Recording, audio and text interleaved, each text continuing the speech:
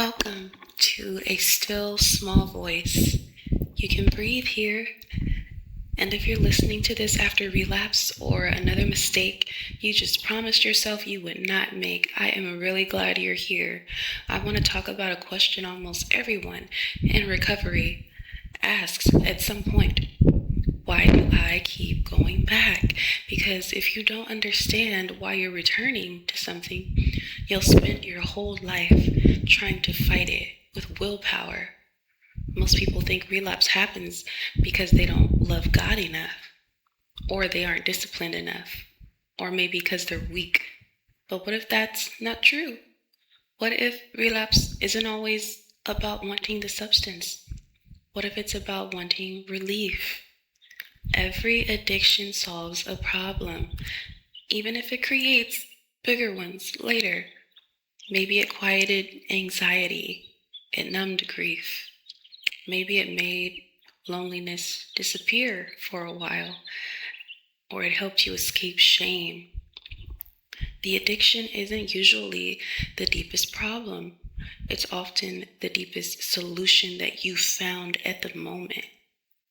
Have you ever noticed something about Jesus? He rarely started by condemning people. He started by seeing them. He met people where they were. Grace doesn't pretend sin doesn't matter. Grace says, I'm staying with you while we learn in a new way. Romans 2:4 tells us it's the kindness of God that leads us to repentance. Kindness changes people. Shame usually just sends them back into hiding. Let's make this practical. The next time you feel triggered, don't ask, how do I stop wanting this? Instead, what am I actually needing right now? Am I overwhelmed? Am I lonely? Am I exhausted? Am I scared? Am I trying to avoid something painful? Sometimes naming the need weakens the craving because now you're treating the wound instead of only fighting the symptom. Here's something you can do today. Before acting on an urge, pause for just 60 seconds. Take a slow breath. Put your feet on the floor and pray. Jesus, show me what my heart is actually asking for. And then wait. Wait. Not because every craving disappears immediately, but because you've interrupted autopilot. Recovery often begins with one interrupted habit.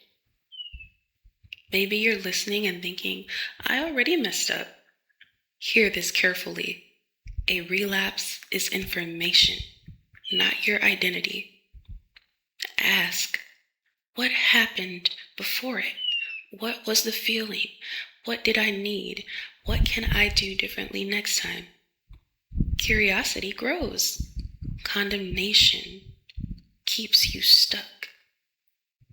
If nobody has told you this today, God is not shocked by your struggle. He already knew every battle you would face before he went to the cross. His love wasn't based on your perfect performance. It was based on his perfect grace. So today, don't run from him. Run to him. Even now, especially now, you can breathe here.